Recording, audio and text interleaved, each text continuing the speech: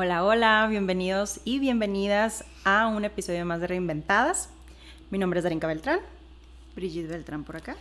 Y el episodio de hoy vamos a hablar un poquito de las enfermedades progresivas, específicamente del cáncer, que nos es bastante familiar y tal vez tengamos la oportunidad de platicar un poquito de eso. Para empezar, Bri, ¿por qué no comenzamos con la pregunta del día? A ver. ¿Le tienes miedo a la muerte?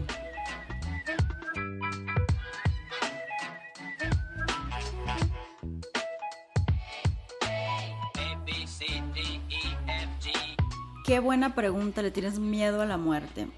Es complicada, es muy extensa también la pregunta, y porque vamos a hablar del cáncer en general y a lo mejor no nos vamos a entrar tan a fondo a la muerte, porque la otra es que en este episodio que vamos a hablar del cáncer y todo lo que conlleva a su alrededor, desde los diagnósticos, la enfermedad en sí, la misma muerte, no vamos a alcanzar muy probablemente a hacerlo en un solo episodio. Entonces lo que vamos a hacer va a ser más de un episodio muy probablemente. No sabemos si 2 o 3 o más, pero bueno. Una serie. Una serie más o menos de este tema que nos interesa mucho, que nos mueve mucho también. Sí.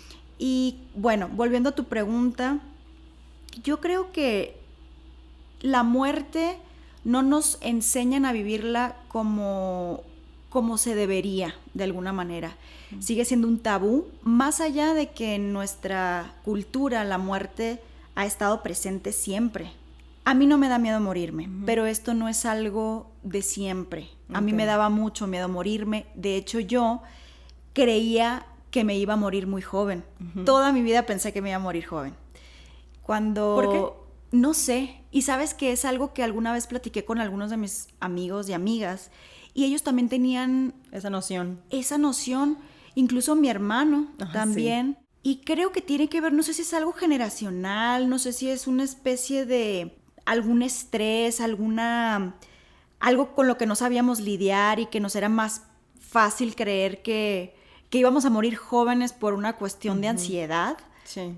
Que otra cosa, pero yo siempre pensé que iba a morir joven, no porque lo supiera y tenía la conciencia ni nada, era más un miedo, yo creo, y yo le tenía mucho miedo a morir porque no sabía qué había más allá. Todavía sigo sin saber qué hay más allá de la muerte, pero ahora mi criterio ha cambiado, se ha modificado, y ya no me da miedo. Antes me daba mucho miedo por el tema religioso, a dónde me fuera a ir, si había sido lo suficientemente pecadora como para irme al infierno, al purgatorio, esto. Y ahora no. A mí sí me da mucho miedo sufrir. Dolor, algo que me pase en el cuerpo y hacer sufrir a otros después de la experiencia que nosotros tuvimos. Sí. ¿A ti sí? Fíjate que a mí me pasó al revés. Como que nunca pensé en morirme. No pensaba en morirme, y creo que antes era mucho más religiosa, y creo que por lo mismo yo tenía la seguridad de que me iba a ir al cielo. O sea, yo no pensaba que habría posibilidades de irme al infierno, pues, ¿no? Entonces como que no me preocupaba el asunto, ¿no? La seguridad ante todo. Como que no lo veía, o sea, no lo veía muy cercano. Realmente tuvimos pocas muertes, bueno, creciendo, como en la adolescencia tuve muy poca cercanía con la muerte, pero ahora sí. Pero no es miedo, estoy demasiado apegada a la vida. A mí no me da miedo, pues no quisiera sufrir, ¿no? No quisiera que me doliera nada, no quisiera ver sufrir a otros o a otras, pero siento que digo, no quiero irme de este mundo. O sea, está bien padre lo que vivo aquí, a quien quiero, etcétera. Entonces, o sea, ¿a dónde voy a ir ahorita que pienso que de verdad se acaba la vida y se acaba, y no me va a tocar ver lo que sigue cuando me muera, pues? Y yo buscando reencarnación, así opciones en la reencarnación, como eso es todo, ¿no? Y a diferencia de ti, yo estoy segura que voy a ser longeva, güey. Yo siento que voy a llegar a los 100, güey, la neta. Ojo, yo también, ahora sí creo que puedo llegar a ser una viejita, muy viejita, no sé, 80, 90 años, y ya no me aterran ni nada, pero porque también ya no sufro como sufría antes, emocionalmente, etcétera. Supongo que tiene que ver con eso, ¿no? Pero sí, yo creo que a mí me pasa al revés, y si es un tema que lo pienso y digo, siento que cuando me empieza a ser viejita, o sea, aparentemente, físicamente y sin duda fisiológicamente, me va a empezar a dar nervio. Por lo que te digo, estoy muy apegada a la vida, y eso no sé qué tan bueno sea por el tema de, pues todos vamos a morir. Bueno, yo en 100 años, ¿no? Pero claro. pero ahí estaré.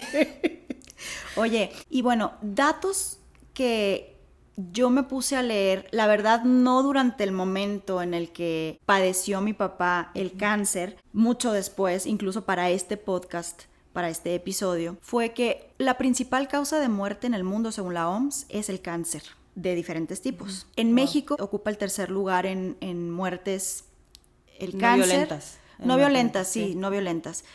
De padecimientos, ajá, porque sí, pues sí. Hay otras, ¿no? Y atrás de, creo que de hipertensión, es una de las más frecuentes Sí. aquí en México, ¿no? Sí. Pero hablando de cáncer y con la experiencia que nosotras tuvimos con respecto a nuestra familia, en este caso mi papá, que sufrió y murió de cáncer de páncreas, yo siento que fue algo muy difícil para nosotros porque estábamos poco informados de la enfermedad en sí, pero además porque sigue siendo un tabú, por más que nosotras creamos que la sabemos todas en cuanto a que nos informamos y que leemos y todo, sigue siendo un tabú. Y sobre todo en este caso en particular, yo siento que el tabú lo tenía mi papá, es decir, en este caso la persona enferma. El tabú yo siento que viene, como hemos platicado en varias ocasiones, de tiempo atrás, ¿no? De lo que se consideraba la enfermedad. No sé si sabías, pero lo leí. Y fíjate que a mí me llamó la atención. Pau Donés era el vocalista de Jarabe de Palo y falleció de cáncer, creo que era colorectal. Y él le llamaba, y no sabía por qué, cangrejo a la enfermedad. Le llamaba cangrejo. Y leyendo un poco de información me di cuenta que la palabra cáncer no es una palabra científica, es una palabra que viene del latín y del griego, que ahora no me acuerdo, no sé, cangreukis, no sé cómo se llama, no me acuerdo. Pero era porque cuando descubrieron los tumores malignos o cáncer, se parecían mucho a ese animal, al cangrejo, porque las ramificaciones que tenía eran tenía como la formita. Como que tenían la forma. Y desde entonces se le llamó así, pero no es una palabra científica. Y en ese sentido, antes el cáncer, cuando se descubrió, no tenía cura de ningún tipo. La gente fallecía de cáncer y era una enfermedad muy dolorosa, de mucho sufrimiento, e incluso la gente, como no sabía de dónde venía, lo veía como si fuera un virus, y eso hacía que se alejaran. El rechazo social hacia la gente que tenía cáncer era mucha. Claro. Y eso pues fue pasando de generación en generación, y aunque se fueron descubriendo y fueron habiendo avances en la tecnología y en la medicina y fueron curando esta enfermedad y la esperanza de vida subió, aún así todavía tenemos como ese estigma sobre el cáncer. Ay, una enfermedad larga y dolorosa. ¿No? O terminal. Y terminal también, no significa que no sea grave, es una enfermedad grave, pero se habla tan poco de ella que la gente directamente lo asocia con muerte, cuando ahora la mayoría de los cánceres detectados a tiempo, si hubiera información, si se pudiera hablar como lo estamos hablando ahorita, se tendría más expectativa de vida, se podría tener más probabilidades de vivir. Okay. Primero, como que me llegó la iluminación del horóscopo, ¿no? Es que es un cangrejito y cáncer, ¿no? Es súper interesante también que yo no sabía lo del cangrejito o de que significa cangrejo. Y la otra cosa es que fíjate que hace no sé, 1 o 2 años llevé un curso de cuidados paliativos. Me llama mucho la atención cuidados paliativos. Uno, porque creo que realmente, así como el cáncer, hay mucho estigma de los cuidados paliativos. O de paliar, ¿no? Que viene justo de ahí. Cuando te dicen, no, pues ya están cuidados paliativos, ya se nos fue, ya se murió, esta persona ya está a punto de morirse, y no es cierto, de eso no se trata. Y la otra es que yo creo que, no tengo el dato duro en otras zonas, pero aquí en México estamos en pañales en temas de cuidados paliativos, y este tipo de cuidados son una estrategia de intervención para minorar el dolor. Entonces hay un equipo de diferentes personas, psicólogos, psicólogas, nutriólogas, anestesiólogos, enfermería y muchos profesionales de la salud, que lo que ayudan es justo a que tu vida esté mejor. Viene de paliar. Paliar significa como dar alivio, ¿no? Okay. Dar soporte. Pero pasa igual para una esclerosis múltiple, para un Alzheimer, o para alguien que tenga fibromialgia. ¿Cómo es? Fibromialgia o fibromialgia. ¿Fibromialgia es o fibromialgia? Mialgia. No sé. Ok. Bueno, fibromialgia. Okay. Gracias. Entonces, porque pues viven en constante dolor. Entonces los cuidados paliativos justo es eso. Y al final del día lo abordo porque decías que el estigma también es de mucho dolor y sufrimiento y ya estás perdido o perdida si tienes cáncer o si tienes este diagnóstico, y si te hablan de los doctores o las doctoras de cuidados paliativos, ya la misma familia capta y el enfermo o la enferma capta que ya se me acabó el tiempo aquí. Y tiene que ver con los estigmas. Hablábamos hace un par de episodios también de los estigmas de la salud mental y qué cosas de pronto están insertos en nosotros y en toda la comunidad, en este caso de México, cómo vemos las cosas. Y creo que eso también es parte, ya volviendo un poco a nuestra experiencia, de algo con lo que no teníamos contacto. Y decías algo, la verdad es que somos muy privilegiadas y tenemos una familia con muchos privilegios, venimos desde muchos privilegios, pero nunca nadie te educa lo suficiente para esto, para estos procesos, ni a la red de apoyo, ni a la persona que padece la enfermedad. Y es muy diferente abordar estos temas en la realidad de tu familia, cuando le pasa a tu papá o le pasa a tu mamá o a algún ser muy querido, a leerlo en una nota o a que te lo platiquen. O sea, me encanta esta frase que yo acuñé, que es bien diferente conocer el precio de algo a lo que te cuesta conseguirlo. Son cosas bien distintas. Se necesita un arte para cada uno y es valioso, pero es muy diferente vivirlo, operarlo, estar ahí, sentirlo. Es demasiada información en poquito tiempo y tiene mucho que ver con todos esos estigmas que era lo que platicabas ahorita. Fíjate que hablando de privilegios en sí, no nada más como familia hemos sido muy privilegiados, sino la sociedad en la que vivimos, porque también estuve leyendo que en partes de África, creo que, no sé si es un país, sí es un país, y también en Malasia, creo que es, no recuerdo, la verdad, te mentiría, pero hay 2 países en los que el estigma, sobre todo en el cáncer que padecen las mujeres, como cervicouterino o de mama, es tabú por el simple hecho de que se refiere a algo sexual y en esos países está como vetado hablar de eso, las mujeres, etcétera, y no hay tratamientos eficaces porque las mujeres no se atreven a hablar de eso directamente. Entonces ahorita vivimos, aparte de en un privilegio de como sociedad, pues no tenemos ese estigma porque no pasa nada que tengas o no consideramos que sea un tabú tener cáncer de mama o cervicouterino por el simple hecho de ser mujeres, sí, pues también es como un privilegio al que accedemos de alguna manera para poder hablar de estos temas. ¿Y sabes qué? Me estaba acordando ahorita, hay como 3 niveles de prevención de cualquier enfermedad. El modelo de historia natural de la enfermedad lo divide, al menos la prevención, divide como toda la historia de la enfermedad. Okay. En 2-3 partes. Hay un tipo de prevención para cada una de las partes, desde que el huésped, que es la persona, el patógeno, ¿no? Y la comunidad entran en interacción. Y esa es la primaria, que es medicina preventiva y promoción de la salud para cosas específicas, es decir, lávate los dientes, bañarse, cómo lavarse las manos, o sea, todo eso que nos han enseñado de chiquitos. Y muchas otras campañas de promoción, pero es antes de llegar al segundo nivel de prevención, que ahí ya el patógeno ya entró en interacción con la persona, pues ya te enfermaste. Y hay un periodo de latencia, es decir, un periodo en el que todavía no hace estragos o todavía no se te nota. Y es muy importante en el cáncer, sobre todo a nosotros nos pasó, que mi papá pasó al parecer muchísimo tiempo. Algunos doctores nos dijeron hasta 10 años, yo creo, 5 años, en que de verdad se le empezara a notar, ¿no? O sea, o empezar a sentir molestias, que es un diagnóstico precoz y oportuno. La cosa ahí que también estuve leyendo es que la salud pública en general en países como los nuestros no está tan desarrollada y por lo tanto no tenemos acceso a tanta información y la prevención no llega tanto a tiempo. Los síntomas o incluso son 2 variables. La información de parte de las autoridades, digamos, no llega y aparte está el tabú de no hablo, me empiezo a sentir mal, me duele un poquito por acá, pero mejor no voy al doctor. Cuando ya siento la bolita, me espero. Por este miedo a que sea lo que voy a hacer. Y me ha pasado a mí en muchas ocasiones, que decir, ay, hijo, la siento, y como que lo evades, como que lo niegas un poquito antes de pensar que puede llegar a ser eso. Y ahorita que hablabas del diagnóstico oportuno y también del tratamiento, ¿no? Que pues ya vale la pena preguntar, ¿no? Como adentrarnos en eso. ¿Cómo recuerdas tú el momento en el que diagnosticaron a mi papá?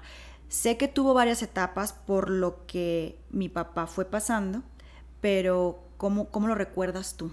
Recuerdo el día en que le entregaron como el estudio, pero un mes antes más o menos estuvimos viajando, mi mamá, mi papá y yo, como en un crucero. Y mi papá era una persona que nunca se enfermaba, que además tenía hábitos súper saludables, comía muy bien, hacía ejercicio, era súper atlético.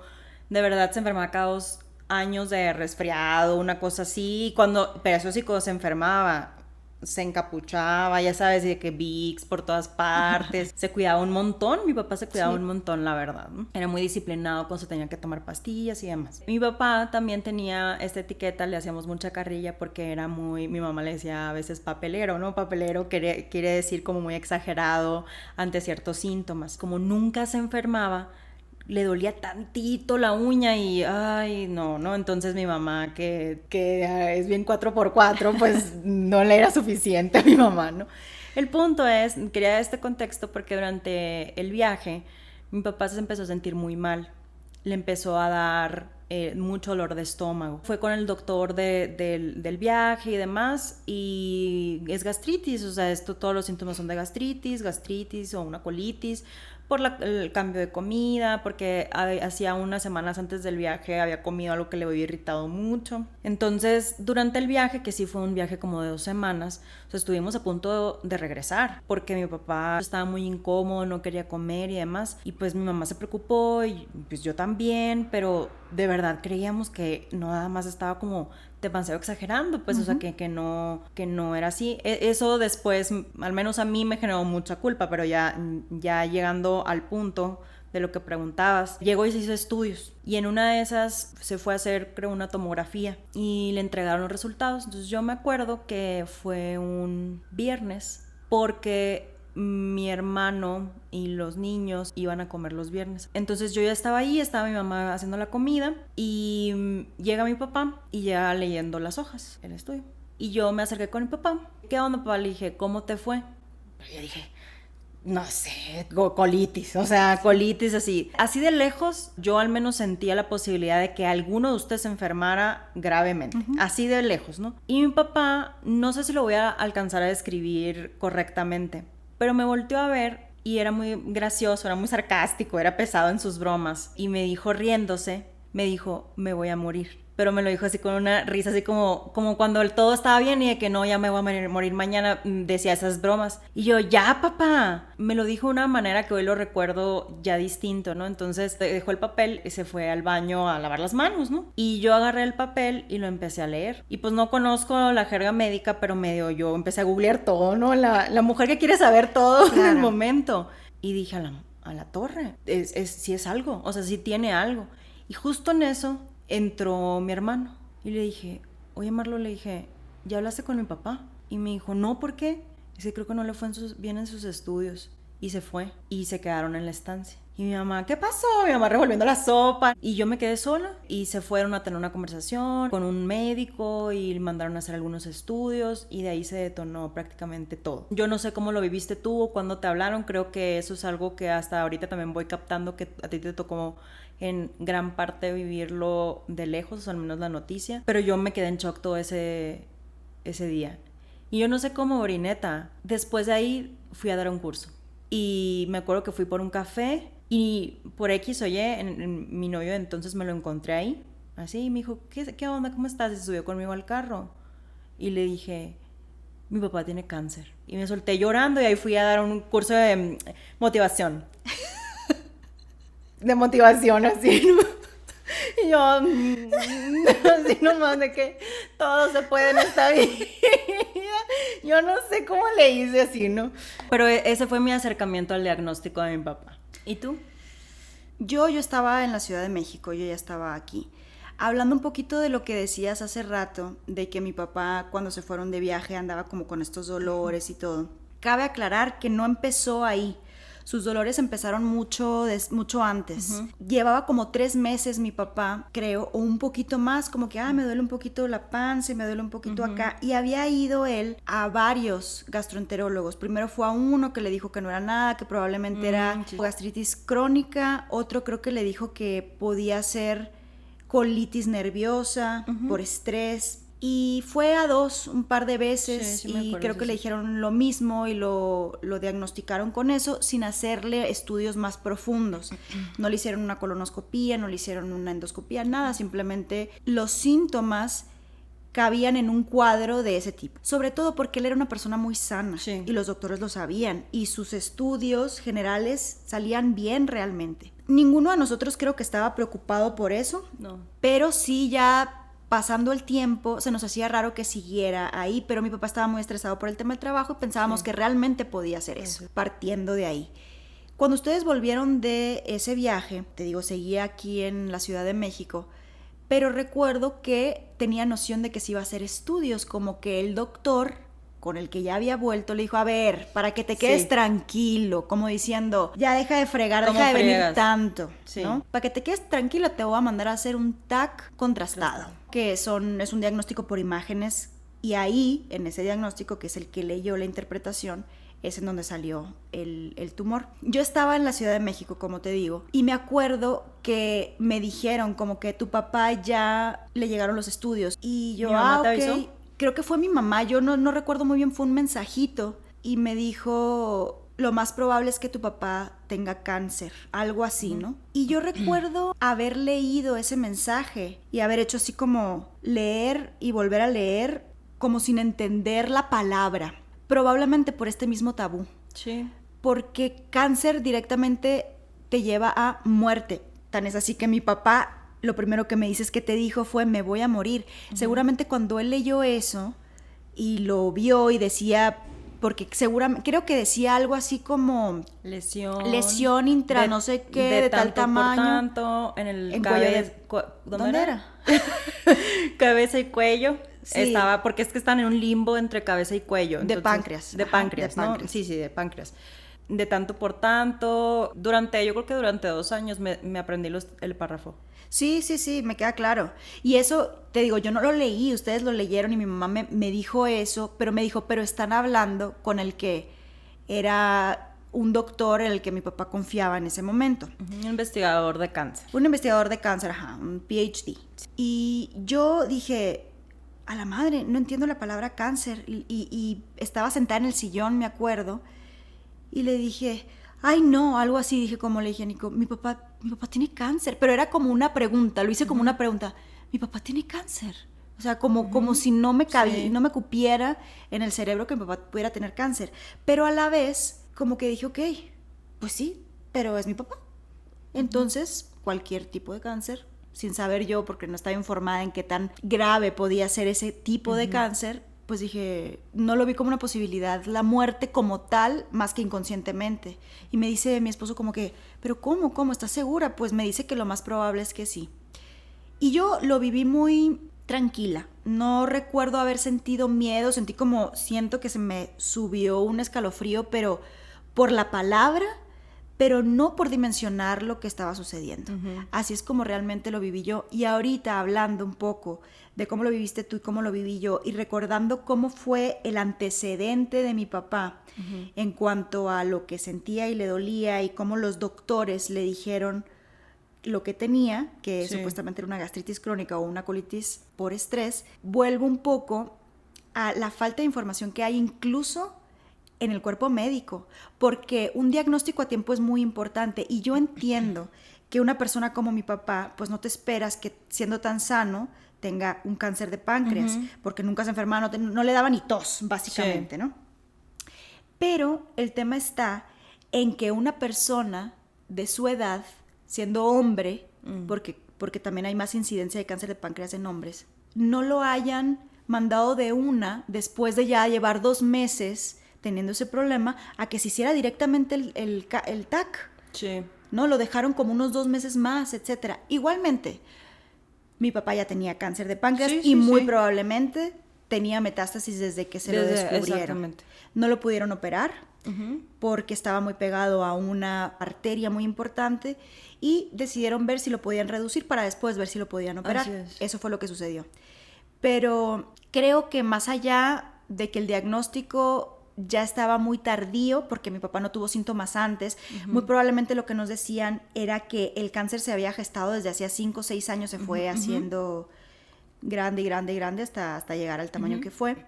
Pero yo sí lo viví de esa manera en ese momento, el diagnóstico como tal. Sí, y ahorita voy recordando también cómo lo llevó, digo, tendríamos que tenerla aquí o tenerlo aquí a mi hermano o a mi mamá para preguntarles exactamente cómo lo vivieron, porque yo pude haber percibido algo y tú otra cosa y a lo mejor estamos totalmente equivocados, pero recuerdo también cómo vi a mi mamá, cómo vi a mi hermano, pero sobre todo cómo vi a mi papá. No me puedo imaginar lo que pasó por su mente o lo que pasa por la mente a una persona a la que le diagnostican, en este caso, cáncer. En donde, aunque haya una información después, hablando de, pero no es maligno, o sea, no sé, o es de altas probabilidades, se opera, o sea, eso viene después. Pero en el momento en el que a alguien le dicen, tienes cáncer por este estigma y porque al final del día es una enfermedad, vamos a decirlo, mayor, o sea, no es cualquier cosa, no es de que tienes resfriado, sí. ¿No? Digo, todo se puede complicar en la vida, pero el cáncer sí es algo más serio, sí. no sé cómo, o más complicado, más complejo, con más variables que hay que considerar. No me puedo imaginar lo que pasa por la mente de esas personas, y en ese caso de mi papá. Y sobre todo porque mi papá nunca nos lo expresó. No. Nunca, solamente se veía la forma en la que él reaccionaba ante la enfermedad, en sus actitudes, porque lo conocíamos muy bien, y se empezó a comportar de una manera distinta. Es ahí donde te puedes dar cuenta todo lo que le debe haber pasado por la cabeza, porque debe haber sido un remolino de emociones, de pensamientos, que de hecho es algo que también leí. Es como, se le llama duelo oncológico, el que se empieza a gestar, porque en este duelo empiezas a perder muchas cosas. Primero, la esperanza, puedes perder el pelo, puedes perder un miembro, como alguna mama, por ejemplo. En la operación, pues es como una especie de mutilación, en una cirugía te tienen que quitar alguna parte, pierdes amistades a veces, el rechazo social por este mismo estigma, o la persona se va alejando por la vergüenza, porque empiezan a sentir vergüenza. Una de las cosas que leí hace muy poco y que me llamó la atención, porque a mí nunca me gustó utilizar durante la enfermedad de mi papá el lenguaje bélico que le llaman. Ahora sé que le dicen así. La lucha contra el cáncer. Eres un luchador, tienes que ser valiente. Vamos a bombardear las células malignas con tal cosa. Sí. ¿Sabes? Tienes que estar al pie del cañón. Me parece muy fuerte, me parece que volvemos a lo mismo. Le estás generando una responsabilidad al paciente que no puede llevar a cabo, que no puede cumplir. No es su responsabilidad, él no se quiso enfermar. Y cuando uno le dice tienes que ser valiente y eres un luchador, a la madre, no el que lucha más, es el que gana la batalla.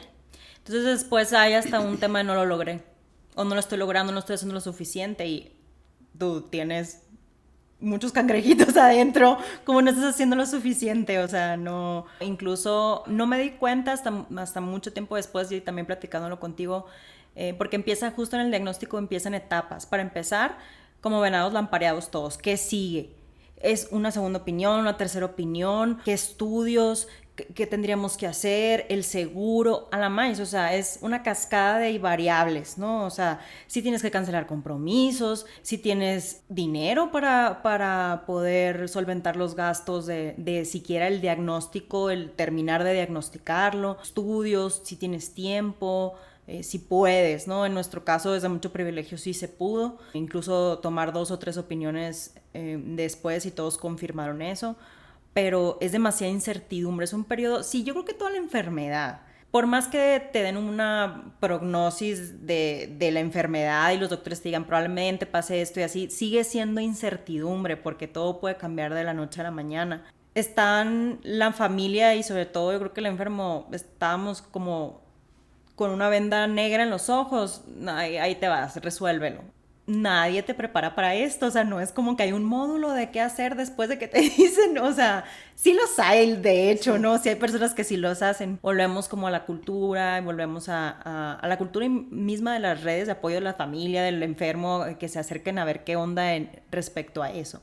Y deja tú, te van a dar un panfleto que diga y demás, pero nadie, no sé, nadie los lee. La gente no lee, así. O aunque los No lean, lo la siguen. verdad es muy difícil, como decías ahorita, no es lo mismo leerlo y vivirlo, porque cada quien lo lleva diferente también. Sí. Hay diferentes personalidades, como dices tú, hay diferentes contextos, diferentes circunstancias. Y como también dijiste tú, fuimos muy privilegiados de contar con el apoyo económico porque al final de cuentas es un factor muy importante, es una enfermedad que te desgasta y que te deja en la quiebra. Sí. Esa es la verdad, dependiendo del tipo de cáncer seguramente. Nosotros la experiencia que tenemos es con el cáncer de páncreas Así es. y también la experiencia de cáncer de páncreas muy rara, porque mi papá duró muchísimo más tiempo del promedio de vida después de un diagnóstico de cáncer de páncreas. Mi papá duró 2 años, 3 meses después del diagnóstico, cuando lo normal es que un diagnóstico de cáncer de páncreas después de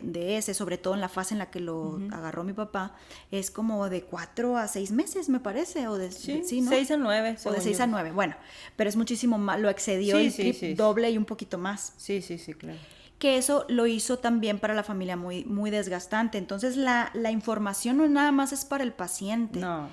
es también para la familia, porque eso se vive durante el diagnóstico nada más, pero durante la enfermedad es otro boleto. Es otro mundo. Yo me di cuenta también desde mi historia, o desde lo que me tocó vivir, yo duré como en shock mucho tiempo. Porque en cuanto supieron, pues fueron a visitar a otros doctores y se movían, estuvieron mucho tiempo buscando opciones o que cuál sería la mejor opción, y ese es un factor importante. Y ahorita hablando de la familia, las decisiones que tienes que tomar como son tan inciertas, si algo sale mal por algo que no pudiste controlar, o la familia, pues que ibas a ver, no es médico, y aunque seas médico eres tu familiar, hay un sesgo natural y hay una culpa inminente de ya sabía que era el otro tratamiento, no lo debía haber traído aquí, Sí. Estaba fría la sopa, le dio resfriado, no le di los suficientes vitaminas, vomitó porque no le gustó mi comida, o sea,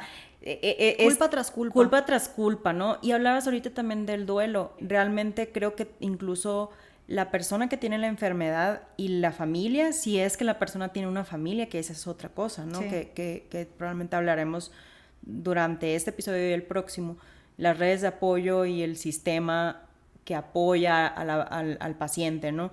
Pero también empiezas, o sea, yo después no lo capté, en ese momento no captaba nada, de hecho no podía mencionar la palabra cáncer. Y mi novio de ese momento, me acuerdo que estábamos sentados en un escalón y yo estaba llorando, pero no me salían las lágrimas, pero estaba muy alterada. Y yo no podía hablar, solo lloraba y quería decirle algo y no me salían las palabras. Y me frustraba más porque dije, ahora me quedé muda, ahora ya no hablo. Lo único que tenía de recurso. Y bye, se fue así, ¿no? Y no podía. Y me dice, ¿sí te das cuenta que nunca no mencionas la palabra cáncer? Y la neta me enojé mucho con él, porque porque no era lo que necesitaba en ese momento, pero pues él tampoco, el pobrecito, lo que le tocó. Sí, pues. Pobrecito, pobre alma. Esa es otra, sí. Pero fíjate, ahorita que estás diciendo que no mencionabas la palabra cáncer, recuerdo que yo a mi papá le dije una vez, porque tuve una conversación con él, sobre que no mencionaba la palabra cáncer, pero estoy hablando de que nunca la mencionó. Sí. Hasta que nunca la mencionó. Nunca la mencionó. Llegó el momento en que, ya muy avanzada su enfermedad, le dije una vez, platicando con el papá, te das cuenta que no dices la palabra cáncer. Tú te das cuenta que siempre dices este problemita, esta tribulación, esta circunstancia, este reto, pero nunca mencionas la palabra cáncer. Era algo, yo no había leído acerca de que no se mencionaba, pero... Y de hecho, en la lectura ahora que hice como para el podcast, decía que muchos la evitan, o sea, que es algo común, y yo no sabía, pero en ese momento yo me daba cuenta, y a mí me daba coraje, verás qué loco, me daba coraje que mi papá no se enfrentara a lo que tenía. A mí me empezó a generar mucha angustia que mi papá hubiera cambiado, porque su actitud era otra, era distinta. Mi papá siempre fue una persona muy positiva, siempre fue una persona que le encantaba la vida, que le gustaba juntarse con gente, la chorcha, su familia. Y durante su enfermedad, la verdad es que toda esa alegría mermó. Se fue como más a un lugar, obviamente, pues de oscuridad, de miedo, probablemente de soledad, porque no sabía expresar lo que sentía, etc. Y a mí me generaba angustia porque yo decía, es que va a pasar las últimas semanas o meses de su vida así triste o lo que yo llamaba como amargado. Entonces yo intentaba mucho hablar con él para decirle, papá, es que antes eras así, mira ahora lo que estás haciendo. ¿No te das cuenta, papá, que a lo mejor podría ser de esta otra forma? Y una vez me cayó otro 20. Viendo una serie me di cuenta que el personaje no se sentía comprendido al haber pasado por una etapa de cáncer hasta que encontró otra mujer que había pasado también por una etapa de cáncer y le dice así como, tú me entiendes, gracias, todo el mundo me quiere decir cómo vivir mi vida, cómo vivir mi muerte, cómo hacer a la madre. Dije, sí. No manches, yo queriendo leccionar a mi papá encima, a mi papá. Ajá. Y dije, basta, Brigitte, nunca más, no lo volví a hacer. Porque yo no sabía lo que estaba pasando por la mente de mi papá, claro. Por ese tabú, porque él tampoco lo expresaba mucho, ¿no?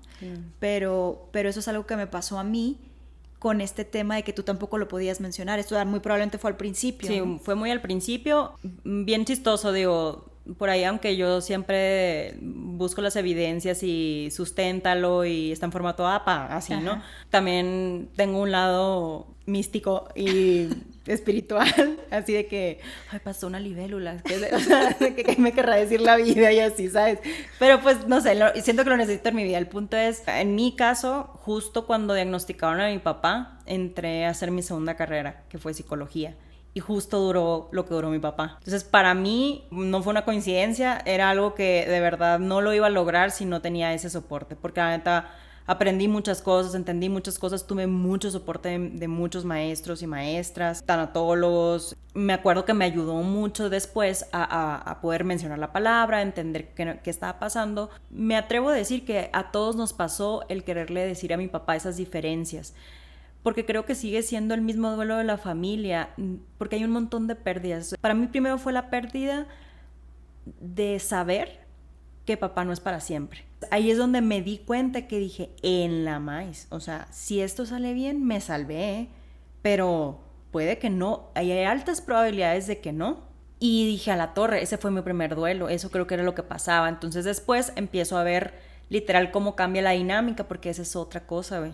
La dinámica cambia completamente. O sea, mi mamá se tuvo que salir de trabajar, Brigitte, y tuvo que dejar su negocio. O sea, tuvo que, pues, cerrarlo hasta cierto punto en algún momento, ¿no? Muy al principio mi papá y mi mamá se iban a Obregón porque ya lo estaban tratando en una clínica. No voy a entrar mucho en ese tema porque me pone mal. Me pone mal porque para mí maltrataron a mi papá y aparte lo trataron mal, porque son dos cosas distintas. Sí. Pero bueno, no voy a entrar en ese detalle. El tema está en que se estaba tratando en una clínica en Obregón y mi mamá tenía que hacer comida para toda una semana porque el tratamiento duraba una semana, entonces no podían ir y venir todos los días, se quedaban una semana ya, hacía la comida casera que le gustaba a mi papá, porque aparte le decían que le hicieran comida hecha en casa, que tenía que ser con ciertos minerales y carbohidratos sí, carbohidratos no, y estas cosas aquí, y mi mamá lo hacía todo, se llevaba loncheras y hieleras y todo para hacer comida en el hotel, pues. Sartenes, ya la conocían, todo. La suite de X porque tiene la cocineta de tal, no sé qué, o sea, yo los primeros 2 meses yo seguía aquí en la Ciudad de México hasta que ellos estaban viajando a Ciudad Obregón y por las pocas veces que platicaba con mi mamá largo y tendido, porque solamente por momentos platicábamos como de pues de la enfermedad de mi papá, cómo se ha sentido hoy, no, pues que está bien o esto y el otro, pero las veces que tuve oportunidad de platicar con mi mamá como con más tiempo, me di cuenta como que en su voz y en lo que me decía, como si lo estuviera padeciendo un poco. Y yo dije, a ver, yo quiero ver qué están viviendo. Necesito ver qué pasa, que me tengo que acercar, quiero ver. Y me pegué una escapada, me fui a Hermosillo y me fui esa semana con mis papás. Y ahí me cambió la perspectiva de muchas cosas. Desde lo que le estaban haciendo a mi papá, por lo que tenía que pasar, la cantidad de agujas que le estaban clavando en las venas, en la panza, porque era un tratamiento de inmunoterapia, supuestamente, quién sabe qué le estarían inyectando. Y ahí cambió para mí la perspectiva y las ganas también de estar más cerca del proceso. Porque ahí fue cuando me empecé a dar cuenta también de que mi papá, pues, estaba cambiando un poco sus formas, cómo a mi mamá le afectaba eso. Sí. Y me acerqué un poco y de cierta forma acercarme me ayudó porque yo no recuerdo haber llorado o padecido durante esas épocas en las que yo veía a mi papá que estaba bien, había bajado a lo mejor un poquito de peso. A partir del diagnóstico, dices. Sí, a partir del diagnóstico. Esto fue que 2-3 meses después del diagnóstico. Todavía 6 meses, ¿eh? Sí, es que sabes que esa fue otra, güey. Siento que no nos caía tanto el 20 porque mi papá el primer año andaba, mira, iba a trabajar. El tipo iba a trabajar, a lo mejor se ausentaba 2-3, pero iba a trabajar, iba y venía, se la llevaba un poco más tranquilo, ya no volvía en la tarde a veces, descansaba. El tipo iba y venía, hasta viajaba un poco de trabajo. Yo lo llegué a ver aquí en la Ciudad de México. Sí, de trabajo. De trabajo todavía cuando estaba enfermo, rendía bien, todavía hacía un poquito de ejercicio. Sí, se movía, se mantenía en movimiento. Durante los primeros 4 meses, creo yo, un poquito más todavía, pero yo siento que eso no nos permitía saber o entender la magnitud de lo que tenía adentro del páncreas y en muchas partes de su cuerpo. Y sabes que yo creo que a él tampoco, porque dijo, esto es, sí, se siente bien, digo, pues duele, que me piquen y me siento medio mal, pero estoy bien, todavía tengo pelo, porque al principio no se le caía, y me permite ser funcional, y todo, dijo, pelada, o sea, esto está pelado, es una tribulación, es una adversidad, es un problemita, yo la voy a hacer, ¿no? O sea, eso fue que el primer año casi, ¿no? Casi el primer año, y yo te diría... 8 meses, yo creo. Sí, ¿no? Y yo te diría que todo empezó ahí a cambiar cuando empezó a sentir dolor, que esa es otra. Y es por una de las razones por las que yo creo que lo maltrataron. Porque a mi papá nunca lo trataron por dolor realmente. Le daban unos medicamentos que me puedo tomar yo, que te puedes casi conseguir en la farmacia sin receta para el dolor. Y cuando a mi papá empezó a sentir mucho dolor, llegó un momento que, cabe aclarar lo siguiente, es muy importante para mí. Nunca pedimos una segunda opinión. Eso es cierto. Solo confirmamos el diagnóstico. Confirmamos el diagnóstico, y cuando confirmamos el diagnóstico, esta persona que lo estaba tratando se enojó con él porque no le avisó, porque mi papá tenía un miedo de que lo dejara de atender. Y ese tipo al final del día pues también no quería que se atendiera con nadie más. Pero bueno, al final de cuentas no vimos una segunda opinión porque mi papá estaba como muy comprometido, por así decirlo, con esta persona, como si... O creía ciegamente en lo que esta persona había visto, investigado, dicho, lo que quieras. Sí, exactamente. O el tipo de medicina o el whatever. Entonces, al no tener esa segunda opinión también, pero nosotros confiados como en lo que, pues también... mi papá lo dice así. Y se siente a gusto, se siente cómodo aquí, porque creo que eso también es importante.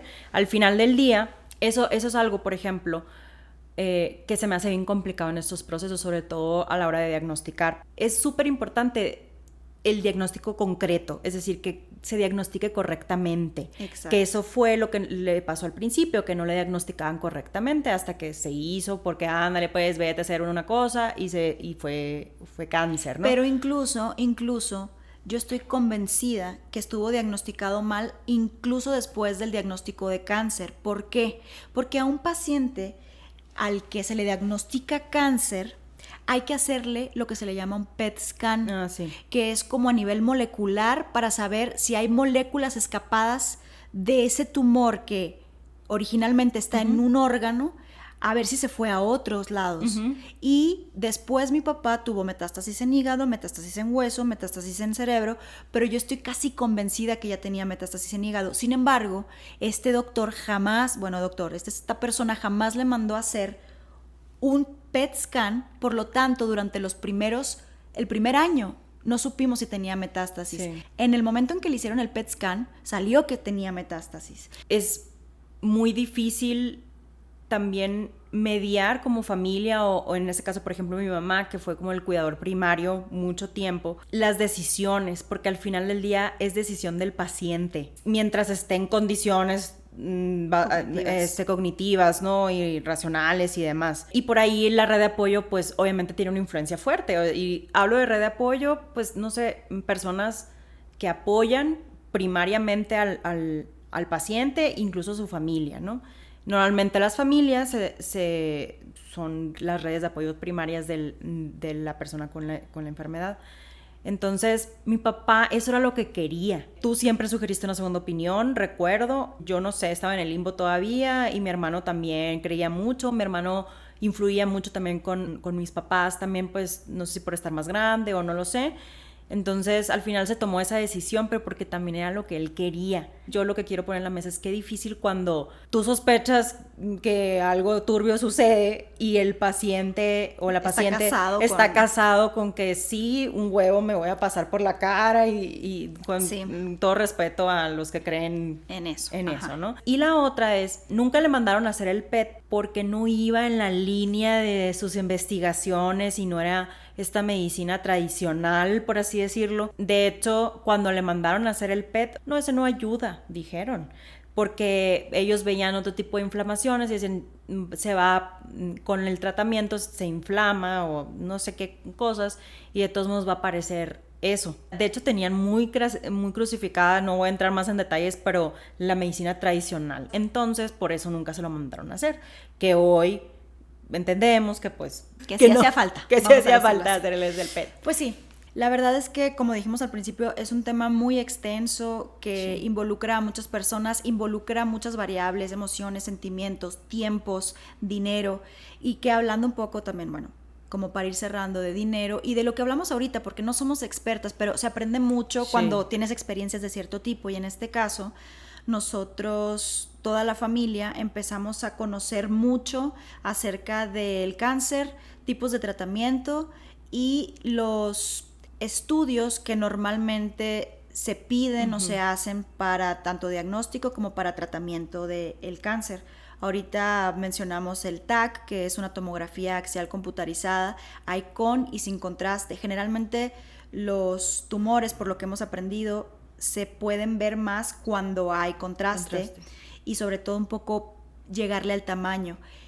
A mi papá se le diagnosticó con un TAC, con una tomografía axial computarizada, pero la corroboración para saber bien el tamaño primero fue con un ultrasonido endoscópico, que es como hacerte una endoscopía, pero te meten una camarita y ven los órganos por alrededor y también lo miden, ¿no?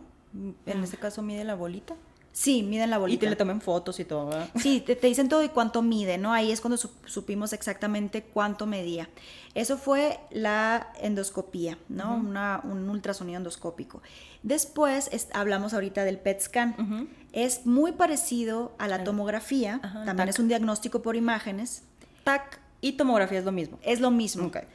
Pero el PET te hacen esa tomografía, pero con necesitas tomar glucosa porque hace que las células brillen de alguna manera, esas células malignas. En el estudio, pues, ¿no? En el estudio. Que se van al núcleo del cosito o de la molécula infectada de cáncer, por así decirlo. Entonces tienen algo de azúcar. Sí, entonces, por eso, es lo que toman. Es lo que toman, entonces hacen que cuando sale el escaneo brillen, o sea, es como un poquito de Navidad. Porque cuando te descubren un tumor, pues está en un lugar y está muy identificable, pero el tema está en las células que ya se desprendieron y que están mutando en otras partes de tu cuerpo. Que ya se está cocinando, pues ahí. A nivel molecular se puede detectar con el PET y a eso se le llama a veces metástasis, cuando ya esas moléculas migraron, por así decirlo, ¿no? En términos así nada más o menos coloquiales.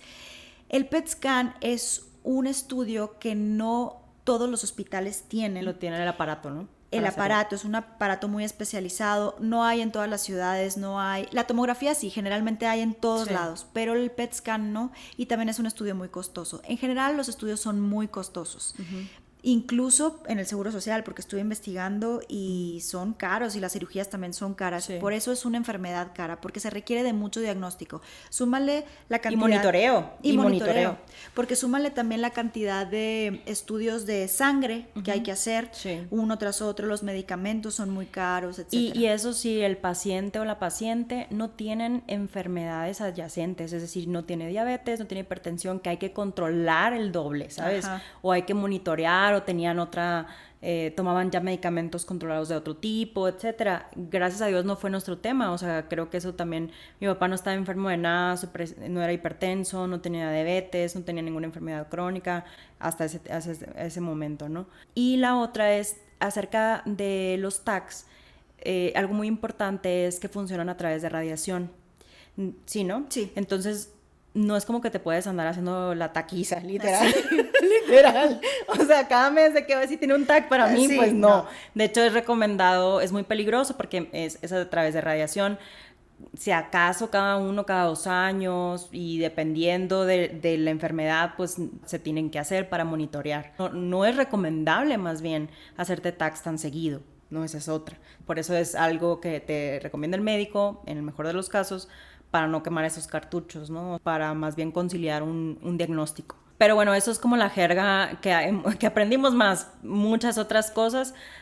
Ojalá esto, igual, si alguien está pasando por este proceso o inicia este proceso, sin duda primero hay que verlo con un médico, con un especialista. Vengan con nosotros los vamos a diagnosticar, les decimos Sí. a dónde acudir.